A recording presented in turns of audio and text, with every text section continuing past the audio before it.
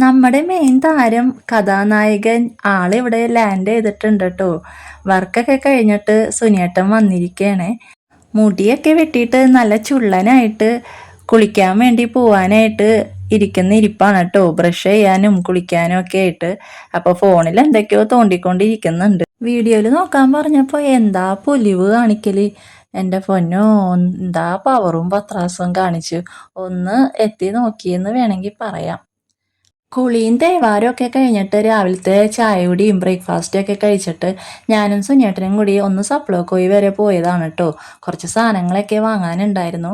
വീഡിയോസിൽ എപ്പോഴും എന്നെ തന്നെ കണ്ടിട്ട് ബോറടിക്കണ്ടല്ലോ എന്ന് വിചാരിച്ചിട്ടാണ് കേട്ടോ സുനിയേട്ടനെയാണോ കൂടുതലും ഞാൻ വീഡിയോസൊക്കെ എടുക്കുന്നതും കാണിക്കുന്നതും ഒക്കെ. അപ്പോൾ സുനിയേട്ടനെ വർക്ക് കഴിഞ്ഞ് വരുമ്പോഴല്ലേ ആളെ ഒന്ന് കയ്യിൽ കിട്ടുള്ളൂ വീഡിയോ ഒക്കെ എടുക്കാനായിട്ട്. അങ്ങനെ ഞങ്ങൾ കടയിലൊക്കെ പോയി വന്നപ്പോഴേക്കും ഒരുപാട് ലൈറ്റ് കേട്ടോ.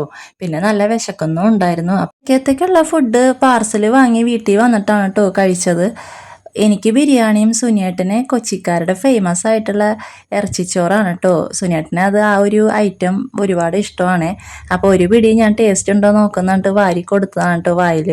അപ്പോൾ ഇറച്ചിച്ചോറ് എനിക്കും വാരി തന്നതാണ് കേട്ടോ ടേസ്റ്റ് നോക്കാൻ വേണ്ടിയിട്ട്. പഠിച്ച പണി 18 നോക്കിയിട്ടും ചിരിക്കുന്നൊരു ലക്ഷണം ഇല്ല കേട്ടോ. സർഗം സിനിമയിൽ കുട്ടൻ തമ്പുരാൻ നിൽക്കുന്ന പോലെ മോന്തയും കയറ്റി പിടിച്ച് നിൽക്കുകയെന്ന് ഞാൻ കളിയാക്കി പറഞ്ഞാണ്. അപ്പം ദേഷ്യത്തിൽ എന്നെ നോക്കുന്നതാണ്.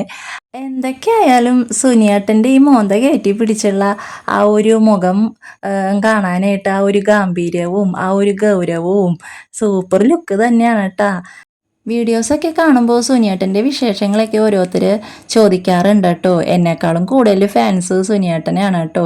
സുനിയേട്ടനും ഫ്രണ്ട്സും കൂടിയിട്ട് കഴിഞ്ഞ ദിവസം പുറത്തോട്ട് പോയപ്പോൾ എടുത്ത ഫോട്ടോസാണ്.